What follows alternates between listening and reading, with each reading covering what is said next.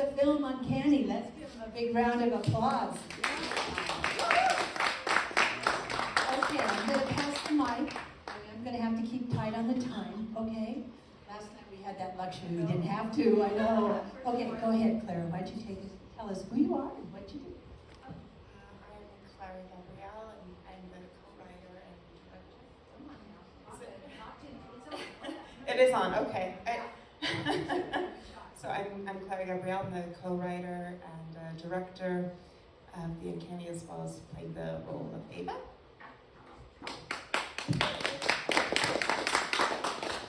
My name is Mitchell de Guzman, and I played Daniel.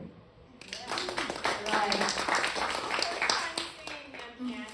Oh, it is. It's a finished product. Wow. All right. My name is Marie Lauren. I am her mom, and we co-wrote the script together, and I am the executive producer, and I play the part of Susie. Isn't that wonderful? And I just so love hearing a mother-daughter duo, right? And it was her first. That's what I learned last night. First chance to direct a full feature. All right, some questions from the audience. Yes? Did you storyboard yourself? She asked, did you storyboard?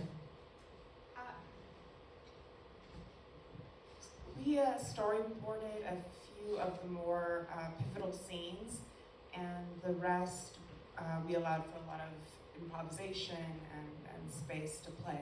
Yeah, that's what I was asking. It's a remarkable film.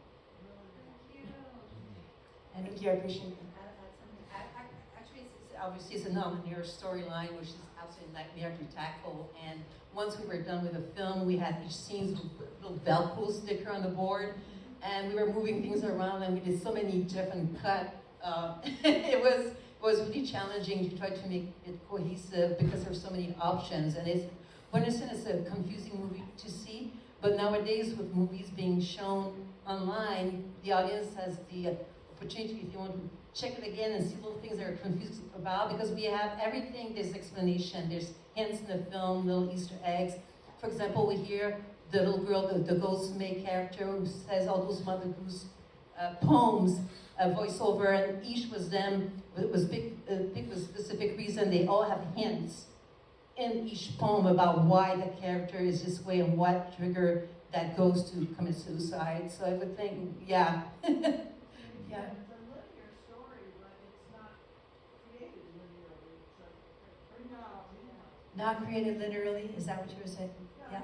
It has a linear storyline in it, but it's so dreamlike. It Yes. doesn't feel like a normal film. It feels like a lot of imagery. Right. Thank you. Yeah, she got it. Yeah. A question? Yes, right there. I want to ask about the locations. They're just so beautifully decorated.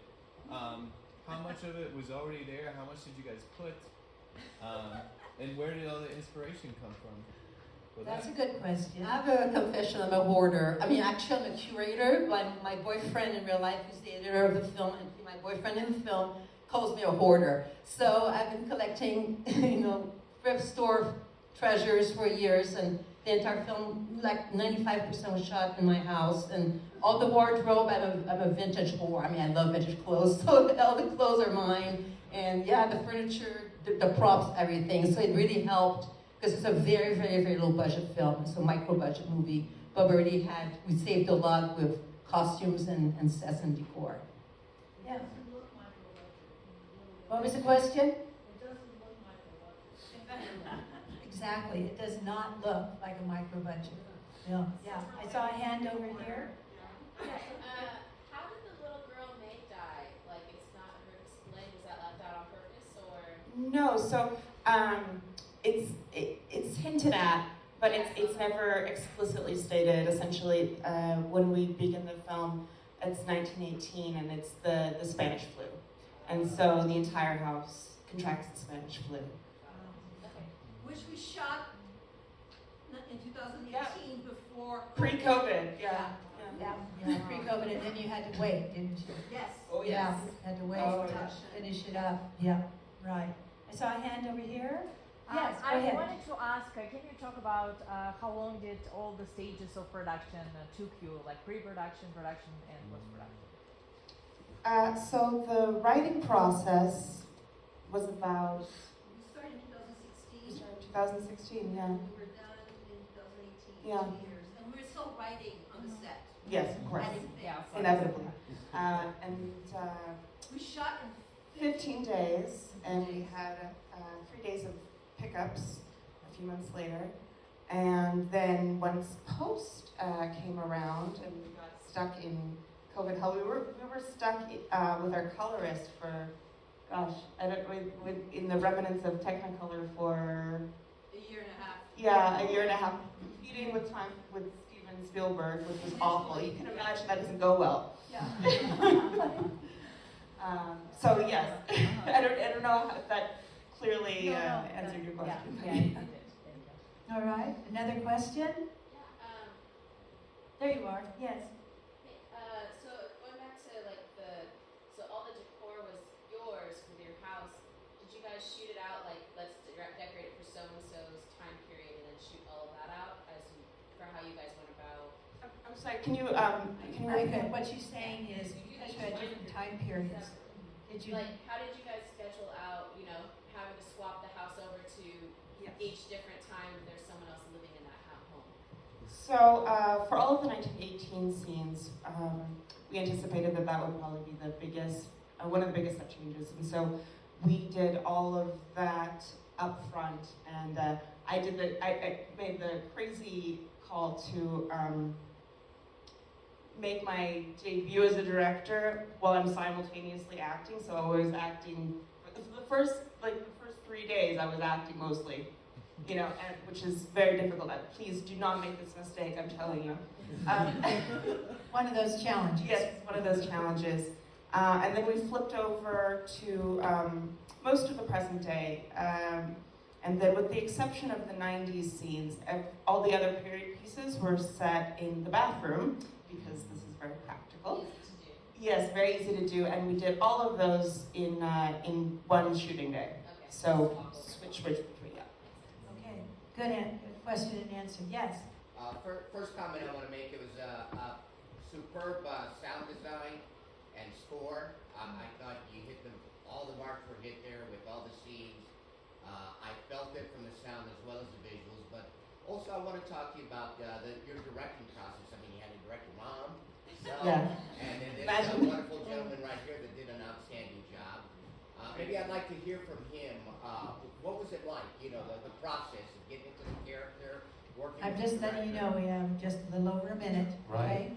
I just want to say this was my first time watching the film. It's been in a bunch of international festivals, LA, Vegas, but I always had a gig. I host weddings as well. So, but the experience, I just want to say I'm so proud to be part of this film because Clara, exceptional director, she was amazing her first time.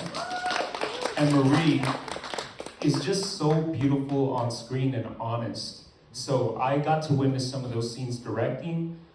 Yes, that mother-daughter dynamic. You see a lot of brothers directing films together, but mother-daughter, it was amazing. Little arguments here and there, but they made it work. No, but here's the thing, the process was, not the bad, it's just like, Mom, and this and that. The process of how they brought me in was, we were in an acting class together.